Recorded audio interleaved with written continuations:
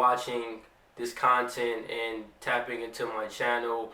What I really want to discuss today is how does money printing and inflation impact us as investors? How does it impact the economy? What does it mean for you? And what are some of the solutions? I think oftentimes we talk about the problems, but how can it get better? And I'm going to kind of break down some different concepts and also what other economists have developed with their different research. But if you all can do me a huge favor and like, subscribe, and share this video, don't forget to hit the notification bell so you can be notified every time I release content every week. So I've been doing a lot of research, really just trying to understand the different dynamics of what we're going through currently within the economy. And when we think about everything from inflation increasing at record levels of what we have seen throughout 2022, when we think about recession talks that we potentially can go into because of the quantitative tightening with the Federal Reserve having to increase interest rates, and just the after effects that we're seeing with money printing that has started from the beginning of the pandemic until now with the recovery. And if you look at this chart from March of 2020, when the pandemic started, until now, the Fed expanded their balance sheet from $4.31 trillion to $8.94 trillion as of April 26 of 2022, which means they increased the money supply in the economy because they were trying to create more economic growth. They wanted more economic activity, so they were encouraging more people to go out, spend their money, utilize credit, and just adding more liquidity to the banks. And this process is known as quantitative easing, where they will simply they're buying up different securities within the market. They're exchanging with banks, and they're creating more activity throughout the economy. But the environment we're currently in now is more of a quantitative tightening environment. So the Federal Reserve is selling treasury securities to the banks, and they're trying to slow down economic activity. So there's not as many people going out spending money. And a lot of people, have really been discussing that, with them raising interest rates hikes, they know that that's going to have an impact on the stock market, the bond market, and that end result is going to cause people's net worth to go down. So that could also hinder people from not wanting to spend as much because they may feel like I don't have as much money. So it can create more of a, an after effect of increasing these interest rates so it can slow down economic activity. Now, the Fed has doubled their balance sheet in the midst of 2 years, which that's a very big eye-opening problem. It's really math when you think about it. The more money that they're printing is going to cause the value of the dollar to go down, which the purchasing power of us in the economy, it goes down. But, it also causes high levels of inflation, because the more money that's in the economy, people are going out and they're spending their money. So that's why you see that the after effects of what we're going through now. And it has really created an asset bubble. When you think about a lot of different asset classes, whether it's stocks, bonds, you think about crypto, you think about commodities with gold and silver, it has created a bubble. And it's a very prevalent issue at the moment. And it's one of the reasons why we're seeing a lot of volatility throughout 2022. And as you can see here, from March 2021 until April of 2022, you're seeing the increased levels of inflation.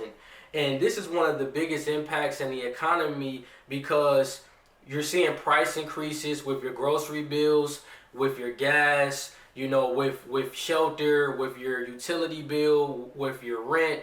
There's increases across the board. And like I mentioned, your purchasing power is also dwindling down. So it's really, inflation is really a hidden tax, and it's really almost makes you think as if it's a tool of what the monetary system is designed to do in order to reduce people's, purchasing power and their wealth. So inflation is definitely not pretty, and it's one thing that as us, we have to have that investor mindset to understand that you have to constantly keep having your money work for you, because with money just sitting in a mattress, or your money in a savings account, it is important to have proper savings. But if all of your money is into that, you're not really thinking strategically of the way the system is designed. Now, all of what I'm describing is also what's called the Cantillion effect. And that explains why we have wealth inequality within the economy. And it also describes why inflation infects the poorest of people and it helps the wealthiest people in the economy. Now, the Cantillion effect was first introduced by Richard Cantillon.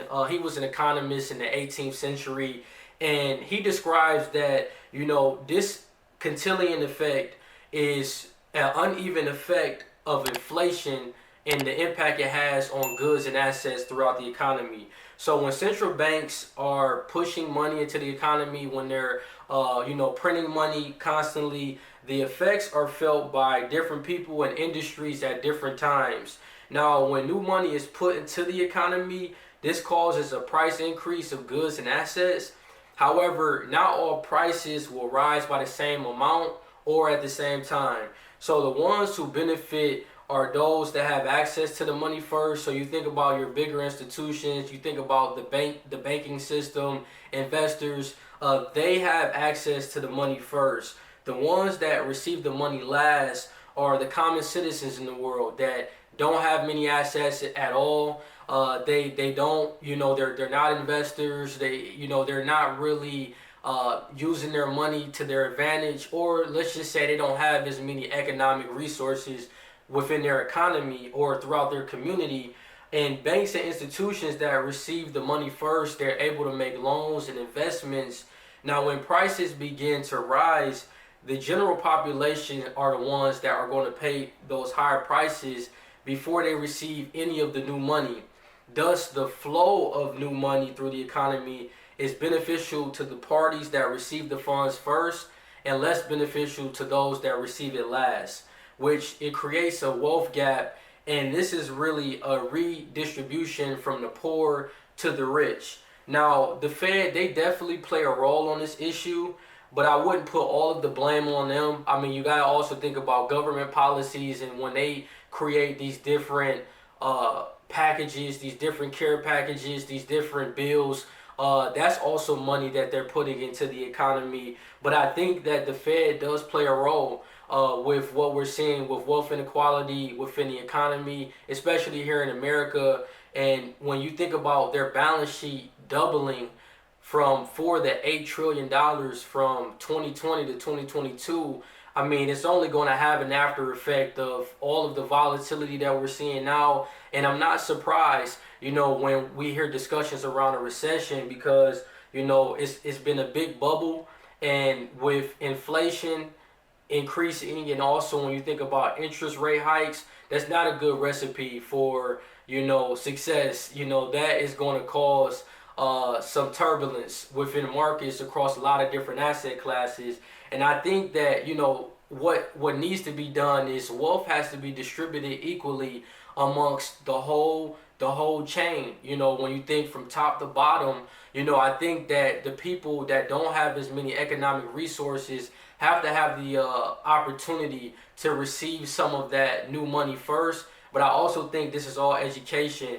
The ones that are and the ones that can take advantage and have more success when the Fed is printing money, or when we have a high inflationary environment, those are the ones that are investors, that have assets, that have their own businesses, that have the ability to distribute capital into the economy, to have it work for them in return. So I think as us, we just have to educate ourselves and understand that we have to have that long-term thinking investor mindset, because that's the only way you can be able to not be affected as much when it comes to inflation and just money printing in general. And I think that there should certainly be a cap on how much money that the Fed can print, but I don't think that's ever gonna happen. I think we live in a system where it's always gonna be that money printer. They're gonna be able to print infinite amounts, no matter how much they may seem as if they want to help the economy and do different things. I think that at the end of the day, the way the system is designed now, they rather have the people at the bottom be affected the most than it affecting them in reality.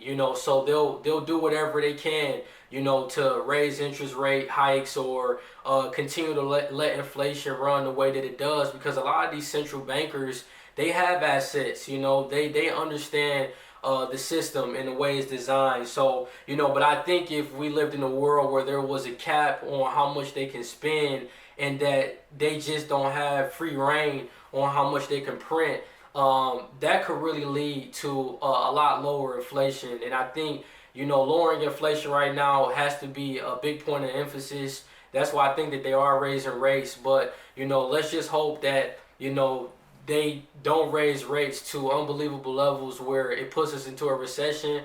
But the way we look at everything right now is honestly inevitable. No one knows the timing of when a recession is going to happen.